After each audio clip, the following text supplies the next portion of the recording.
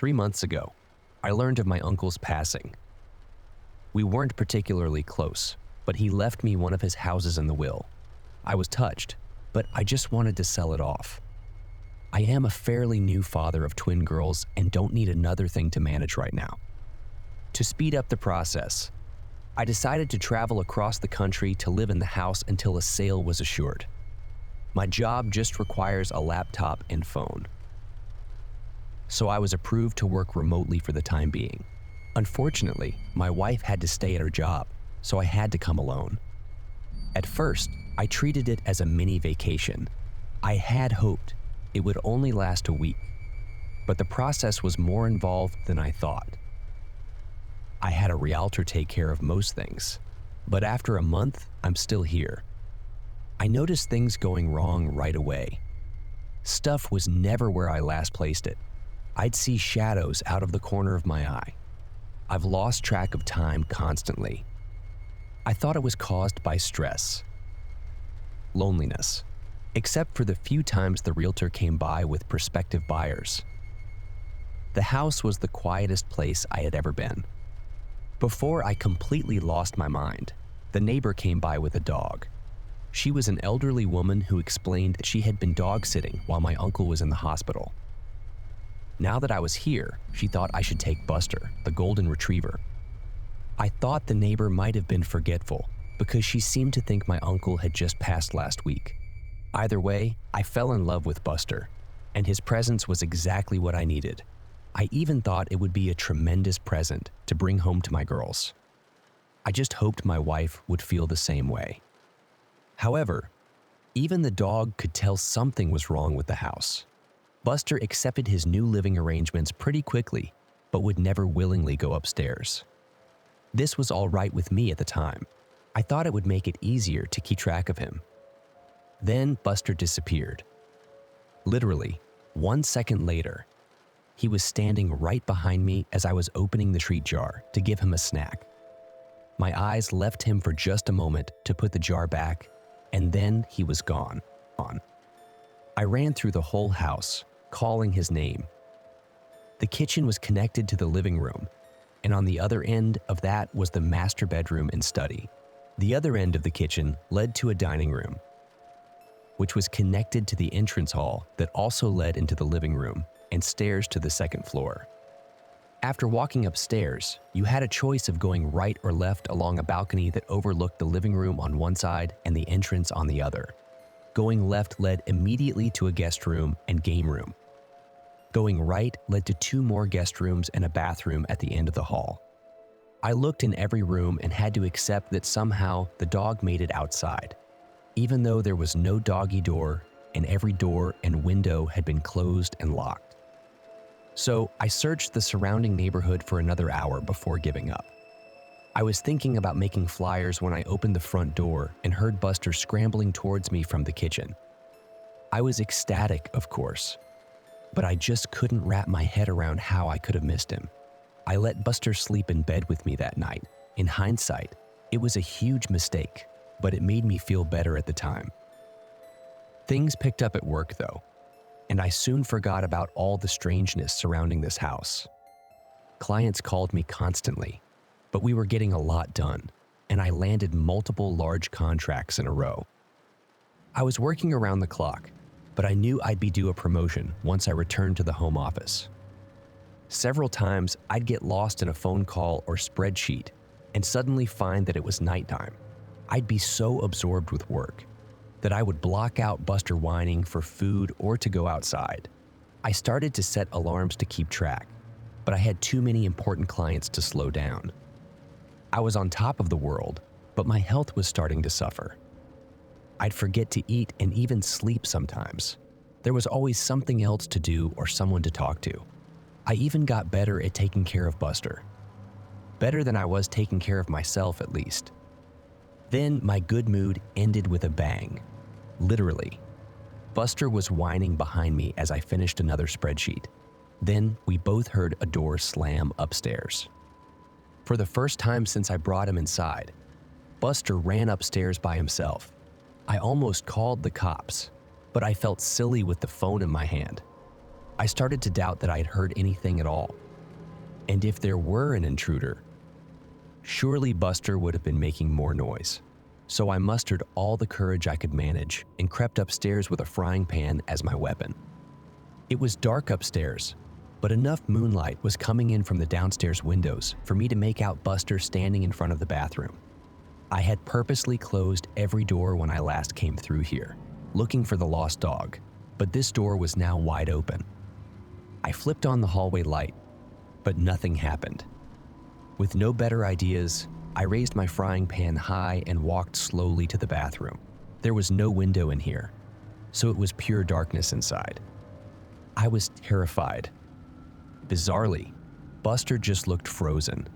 His tail stood straight up, and he just stood there, pointed towards the door. I tried to take it as a good sign that he still wasn't barking. That's what finally got me through the threshold and into the bathroom. The whole time, my eyes had been getting used to the darkness, and the bathroom was too small for there to have been anyone there without me noticing. I started to relax when I took a step forward into something sticky. I suddenly realized that I had my cell phone in my pocket. I pulled it out and turned it on to cast some light on the floor. I immediately dropped it at the sight of the bright red liquid that surrounded my feet. I fled upstairs, and this triggered Buster to follow. This time, I had no trouble calling the police. Thankfully, there was already a patrol car nearby, so 2 officers arrived within a couple of minutes. Their powerful flashlights cut through the darkness like knives, but they soon found nothing was wrong with the upstairs lights. Something did appear to be wrong with my pipes, though, as they called out from above that the puddle was just rusty water. Because of their insistence, I climbed up the stairs again and clearly saw a muddy brown puddle in the bathroom. The banging must have been from a pipe breaking. Both cops had a laugh at my expense, but were otherwise understanding. They even gave me a number of good plumbers, though my cell phone was ruined after I dropped and left it in the puddle. I would have to use the one landline in the kitchen from now on. I let them out and promised to call the plumber first thing in the morning. Yet, as exhausted as I was, I couldn't go to sleep over that excitement, so I stayed up to draft some more important documents for my company. Before I knew it, Buster had made another mess in the living room. I was dead tired and said something to Buster that maybe I shouldn't have, and I did some things to him that I knew I really shouldn't have. I decided to do something about the stress I had been under, and I spoke to my supervisor that same morning. To my surprise, they were happy to let me have the week off as a sort of mental vacation. Just like that, all my outstanding work was taken away. With nothing else to do, I tried to focus on Buster. I played games with him and fed him a bunch of treats to make up for my earlier neglect. Then I found the first message. I didn't notice it for some time since I had been avoiding the second floor, but I realized that I hadn't actually called the plumber. Before doing so, I went upstairs to see if things had gotten any worse. Instead, I immediately saw a message written in red on the hallway wall. It read, "Losing your mind?" For a second, I kind of did. I was scared to death at the thought that someone had to have sneaked into my house while I was there, probably when I was sleeping.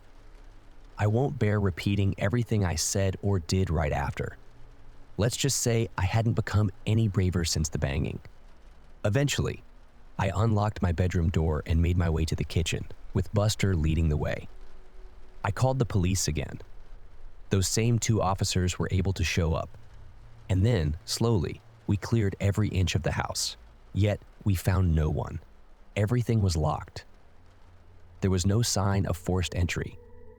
The police actually took me seriously. Something that bewildered me at the time, and admitted that this isn't the first house in this neighborhood to experience this. There had been a series of break-ins where nothing was stolen, but the police officers still offered to have a car sit outside for the night. Even though I took them up on this, I soon realized that I'd never get to sleep tonight in this house. So I called my only friend in town, and really in the whole state, an old college roommate who coincidentally lived 30 minutes away. He offered to pick me and Buster up in a few hours, so I busied myself with packing up my suitcase. I didn't know how long I would need, so I pretty much packed everything I had brought with me to the house in the first place. I left my room to pick up some doggy toys when my friend called to say he was waiting outside. I decided to hang up the phone and meet him immediately. I needed human company, and he could help me move my stuff. But the driveway was empty. There was no friend, no car. I called him back immediately, and he insisted he was outside. I listened to him get out of his car and walk up to the front door. He knocked, and I could hear the door open and an elderly woman greet him. My friend asked for my name and mentioned my uncle. The woman said she had never heard of either of us. After thanking her, my friend left and asked me if I had gotten all that. I told him I must have given him the wrong address. He rattled off the correct one and confirmed he was there. After asking him to wait, I left the house again. I walked out to the street and looked back at the numbers written on the curb and on the mailbox. There weren't any numbers, just a message. Losing your mind. On the curb, written in red. The temptation to leave right away was great. I could just start walking and never stop, but I had to get my stuff, and more importantly, Buster. So I entered the house one last time. When I came back to the room, my suitcase was empty. Everything I had just spent the last hour packing up was back in its proper place. Despite how impossible this was, I focused on only one goal. We needed to leave. I put a leash on Buster, and I was shocked to see how haggard he was. I resolved to make it up to him when this was all over. I tried to leave out the front door like nothing was wrong, but I couldn't open it. The knob turned freely, but the deadbolt wouldn't slide back. I was really scared now, but Buster's presence helped. I kneeled down to give him a hug, and he gave me an idea while licking my face. Whatever was happening, it sure wasn't the result of a maniac hiding in my house. Still, I didn't know what forces were actually opposing me, so I walked to the backyard and said loudly, "Buster, time for a little walk." The glass door slid open easily. Buster bounded out happily. I guess it had been a long time since I let him outside. I followed more tentatively, and for the first time, examined the backyard closely. There was an iron fence surrounding the yard with another space between the bars that Buster could slip through. And then I saw it. A tree that grew too close to the fence had several branches extending through and above it. I assumed the gate would be supernaturally locked too. So this was my exit. Buster didn't need any prodding. He waited patiently for me on the other side as I painfully pulled myself up and over the fence. I was suddenly aware of how weak and tired my recent lifestyle had made me. When I was in the process of climbing down the tree on the other side, Buster growled once and then took off like a shot towards a nearby hill. I jumped down and gave chase. He disappeared over the top, and I scrambled to keep up on the surprisingly steep surface. Luckily, I found where someone had laid some stone bricks into the side for an easier way up. It was still steep enough that I had to focus on placing my feet correctly to keep from sliding. So I was looking down when my next reach up resulted in my hand grabbing the carpet. Confused, I looked up to see the second floor landing. I looked down to see the rest of the stairs that led to the entrance hall and living room of the house. Buster was nowhere to be found. Demoralized and dead tired, I crawled the final steps and just sat on the landing for a while, occasionally calling for Buster. Eventually, the kitchen phone rang. Whatever ghosts were messing with me, I realized they couldn't stop outside forces from helping. I tumbled down the stairs in my haste and landed hard on the cold tiles below. But I was only dazed for a second, and soon I was in the kitchen with the phone in my hand. My wife's warm voice filled me with hope. She was concerned that she hadn't heard from me in a while. I couldn't recall the last time I had even tried. She was trying to tell me that my work hadn't heard from me in a week, while I tried to tell her to call the police. Her words gave me pause, though. I asked, "What do you mean? I was given the week off." Dear, I thought that you were going to keep working as soon as you got there. Yeah, but they gave me a week off because of all the stress I've been under. Wait a second. How long have I been out here? Honey, you've been gone for almost 9 days now.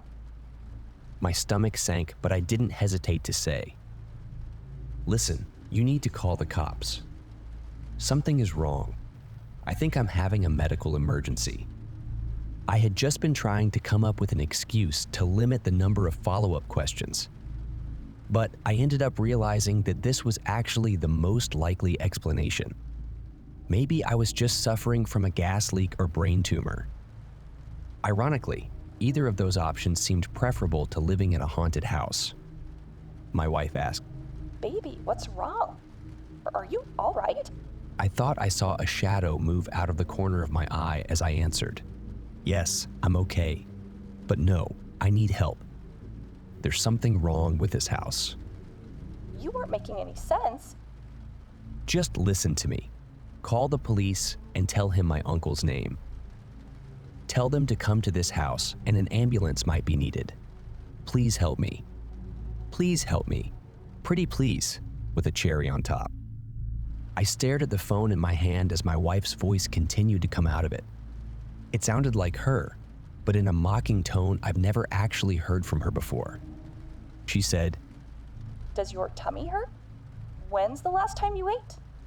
I wonder what Buster tastes like. I slammed the phone down, but whatever it was on the other side was right. My stomach was hurting. I couldn't remember the last time I had eaten.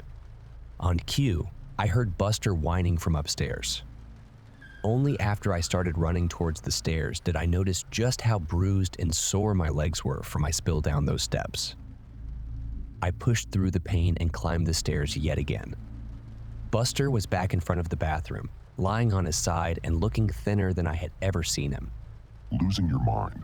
Was written all over the hallway now, including on the ceiling and floor. I no longer had any doubt that the messages were written in blood. Some of them were still dripping.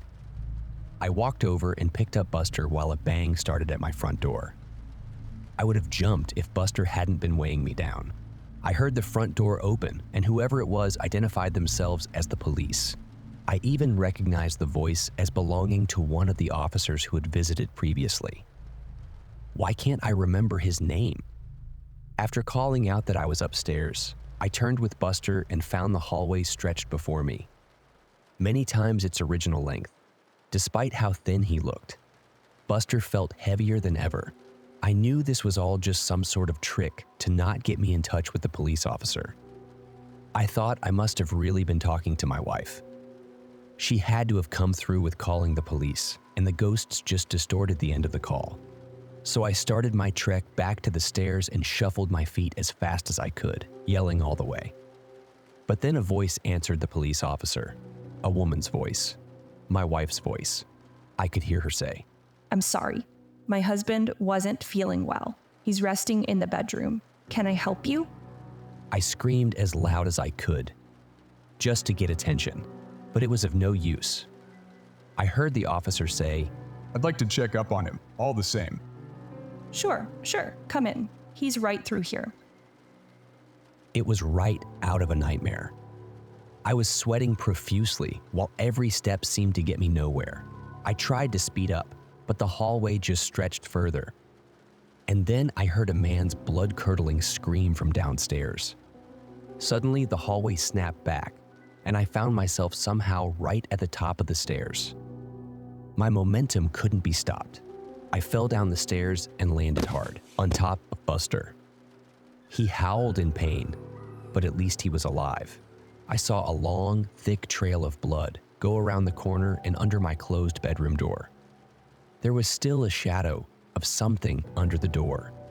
I painfully crept to the kitchen and grabbed my trusty frying pan before making my way back to the bedroom door as quietly as I could. My eyes watched the moving shadows nervously. Whatever was waiting there had killed a man.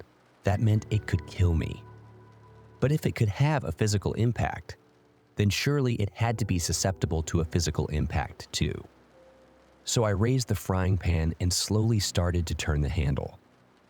Before I made much progress, the door flew open on its own, and something suddenly turned to me. I swung my frying pan down. The cop stood before me, a smile frozen on his face. We both looked down at the knife that plunged into his chest. My hand was still wrapped around the handle. He fell to the side, and I fell backwards to sit heavily on the now clean floor. I was positive I had picked up the frying pan. I could remember its weight. But now I also remembered going to the kitchen and pulling out the knife. I seriously wondered if I was losing my mind. I looked down to find that I had the knife in my hands again. I dropped it at once and crawled back to check on Buster. He wasn't moving. I put my head on his flank and was devastated to feel that he was still warm, but not breathing. I didn't know what to do. So I did nothing. I did nothing for a long time. I was lethargic, but somehow I made it to the couch in the living room. I waited there until nightfall and then slept on the couch. When I woke up, I waited some more. I wasn't sure what I was waiting for, but nothing horrible was happening to me while I waited. I wasn't in a hurry to change that. But the bodies of Buster and the cop were still there. I needed to do something. My stomach rumbled as I finally got off the couch. That was another problem with just staying put. First things first, I found a shovel in an outdoor closet attached to the backyard porch. Digging the hole was exhausting, so I settled on just burying Buster now. I planned on getting to the cop after finding something to eat. I picked up Buster and carried him outside. His fur was still so warm. It was hard to believe he was gone, but there was no life behind his big brown eyes. I gently laid him down in the hole and got to work. Sometime later, I wandered into the kitchen and raided the pantry. The house was quiet, apart from my efforts. Whenever I stopped moving, the silence was complete. I wondered if the ghosts had just been trying to make me a murderer after all. Now that their goal has been met, maybe they will leave me alone for a while. Just in time, because I was starving and didn't need any more distractions. I opened a box of cereal and had a handful up to my lips when I paused. How could I tell I was actually eating what I was looking at? What if I had actually been opening a box of rat poison? I still wasn't sure what these ghosts were capable of. I imagined the food turning into worms after it was already in my mouth. With that thought, I threw the cereal to the ground and stomped off, no longer hungry. I needed to concentrate my efforts on leaving this place. Right on cue, I walked by the front door. It was wide open. Instinctively, I made a leap for it before stopping with my outstretched hand just a foot short of the door. This had to be another trick. I could see the door slamming shut in my face, or even taking a few of my fingers with it. I could feel a breeze enter the house, but I was too scared to move. This was the most impossible situation I had ever been in or even heard of. All of my senses had failed me before. However, my need for freedom eventually caused my feet to move. Upon slowly exiting the house, I saw the cop car just sitting in my driveway.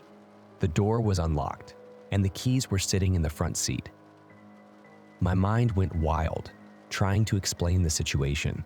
Maybe the cop was secretly a murderer and had killed previous owners of this house. Maybe his sacrifice helped them move on. I couldn't think of any other explanation for my good luck at the time, so I just pushed my misgivings down and got in. I drove out of the neighborhood without incident, but I had new problems. I was in an unfamiliar city, driving a cop car with no money or other belongings on me, and I had no idea what to do next. So I kept driving. It felt good to be free of that house. It felt good to see the sun, so I kept driving, on and on. Left to turn. Right, turn. Left turn. Right, turn. I have no idea where I'm going.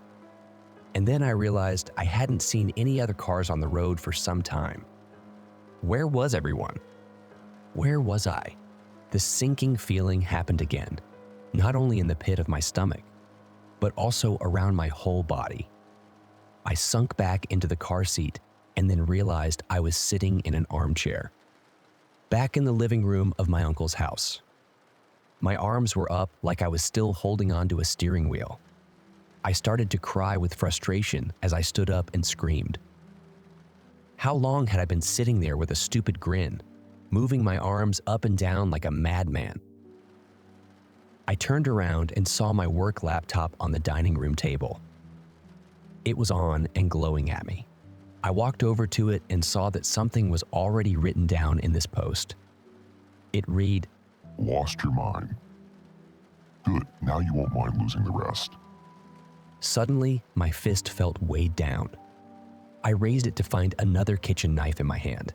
I dropped it immediately. I erased the message and started to type out a request for help. I ignored the screen and just focused on the keys.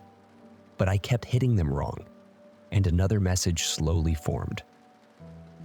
I'm sorry. I've disappointed you all. For the last time, goodbye. I could have screamed again, but I noticed something had changed. I wasn't in the dining room anymore. I was in the study. I kept writing and writing and writing and writing and writing, and my own words started to come out. I have sent out emails requesting help. I've posted on the local police department's Facebook for assistance, and I've just tried to keep writing no matter what. This is my latest attempt to keep my sanity. Whenever I've tried to take a break, I find myself in a new room with new horrors descending on me. Once I opened the study door, I looked out to a hellish landscape and almost stepped out onto lava. I wasn't sure if it was all an illusion, but I didn't even want to have a vision of my feet burning, so I just closed the door and resumed writing. I'm not even sure this is all because of ghosts. I've been doing a lot of thinking lately, and the truth is simply that I have no idea what's going on. As I've gone over these crazy events, I've realized that I can't recall my uncle's name or what he looked like. I'm not sure I ever had an uncle. I'm trying to think really hard about how I came here. Did I fly? Drive? I can't remember. Have I always been here? Even weirder, I can't remember my realtor's name or even what gender they are. I've met them in person several times. Why don't I know things I should? I can't even remember the names of my daughters or my wife.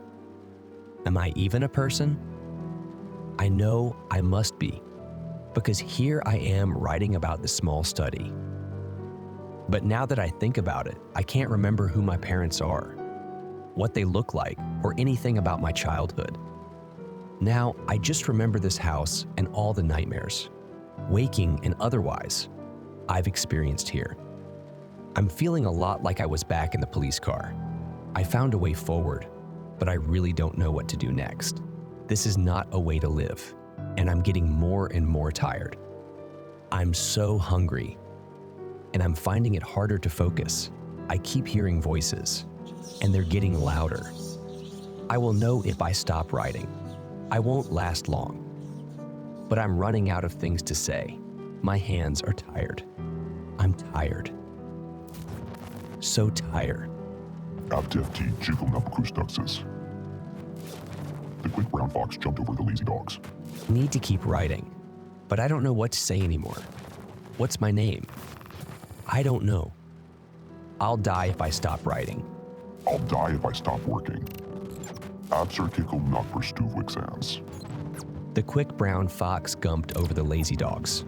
Dogs. I wish I could pet him one last time. But was he ever real? Is anything? I'm so tired. So hungry. I need to focus. The quick brown fox jumped over the lazy goodbye. Quick brown. I'm sorry I jumped over you lazy dogs. Goodbye. I'm quick. I've jumped a sapped all last time, lazy dogs. I'm sorry. Jumped over